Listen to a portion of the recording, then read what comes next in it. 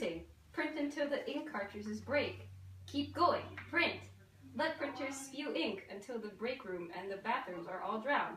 Just let the power surges, strong enough to destroy documents before the deadlines, sends the gel off my hair. Let Stanley flatten the paper. Crack open all the documents from the computers and spill all the ink where ungrateful humans grow. Oh, blind guy McSqueezy. It's better to smile and flatter in the office where it's dry than get soaked out here. Please, McSqueezy, please, let's go in and ask your employees to forgive you. This storm has no pity for either managers or assistant managers. Let Dwight's stomach rumble. Let the microwaves spit fire. False. Microwaves cannot spit fire. Let the coffee get all over the carpet. The coffee, the air conditioner, the live wires and lights are not my problem. I'm not blaming any of you for these things, except for you, Toby. Everything was always your fault. I never gave you a business or raised you as my kid, and you don't have to listen to me unless you want to get fired. So go ahead and have your fun. I'll be here, your boss, a poor, sick, weak, hated old man. But I can still accuse you of being a suck-up, taking my unnamed children's side against me. It sucks. Anyone who has an office to manage has a good head on his shoulders.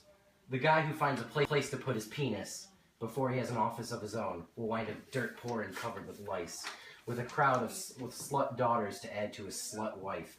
The man who kicks away the person he should love will bring himself pain and sleepless nights, for there was never a pretty woman who didn't like to photocopy her face 400 times. No, I'll wait. I won't say anything. Who's there? A manager and a black belt. Oh, you're here. Even people like Dwight aren't out tonight in this storm. The storm scares the workers that are usually in the dim lighting, making them stay in their cubicles. I've never heard a storm this bad before. People shouldn't be out in a storm like this. Let the person that pulled the fire alarm be ready to die. Anyone who has had a shady past should be scared. If you have ever been a murderer, a perjurer, or got funky with your family and still pretend to be a good person, you better hide. Tremble and shake, villain, for going behind people's backs. Let all your bottled up crimes come flooding out as you beg for mercy from the gods who summoned these winds and thunderbolts. Other people have done worse things to me than do something mean to someone else. You're not even wearing a tie. Michael, there's an office nearby. It will protect you from the storm. Stay here while I go back to the unwelcoming cubicle where your sisters are staying and ask them for help. They are more broken than the staplers on Michael's desk. I'm trying to help Michael, but he won't let me in. He's still a little... There's a crime scene. There's no... Wait, is he gonna see this? You should have cleaned up the crime scene if you didn't want to. I'm starting to lose my mind. Come on, Dwight. How are you? Are you cold? I'm cold myself. Where's this building? Weird how when you're desperate, even stupid things like this building can seem precious. Show me where that building is. Poor Jim. Part of me is actually starting to feel sorry for you. There's something wrong with this corn! As the fool in King Lear sang. The stupid man, hey hoy! The wind and the rain must take what he can get, since the rain comes every day.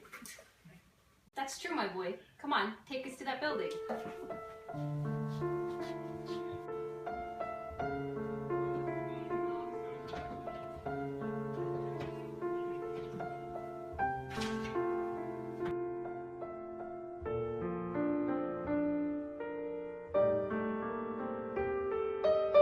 This would be a great night to satisfy a whore's lust.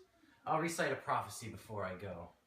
One day, when priests don't practice what they preach, when brewers dilute their beer with water, when noblemen teach their tailors how to sew, when instead of heretics being burned at the stake, lovers are burned by syphilis, when every law case is tried fairly, when no gentleman is in debt, when no one slanders anyone else, and thieves don't snatch wallets in crowds, when money lenders count their gold in the open air, and pimps and whores build fine churches, then the kingdom of England will come to ruin, and whoever lives to see that day will walk with his feet.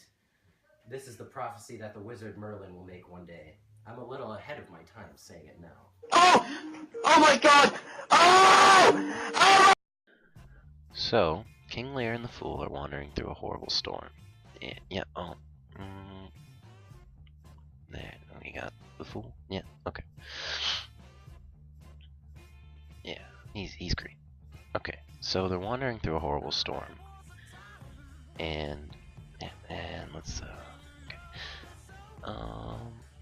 Yeah, okay, there. Lear is still insane at this point, and he attempts to challenge the storm. Yeah, here we are.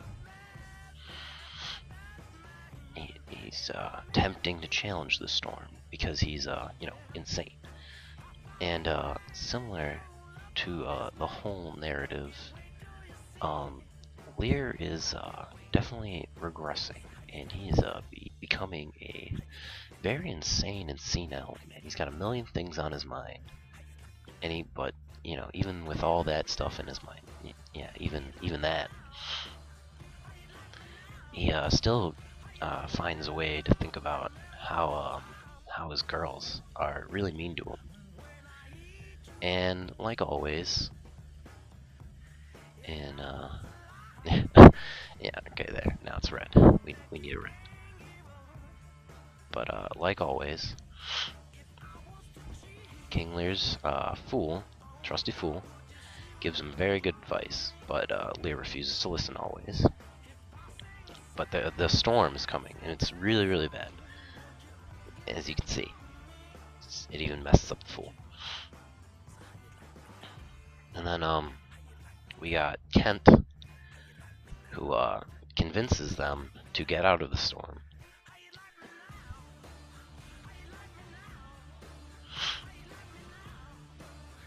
And they need to take shelter, so they go find a little building. Yeah, right, like that. There we go. And then the scene ends with the fool foreshadowing and reading a prophecy. And I'm done.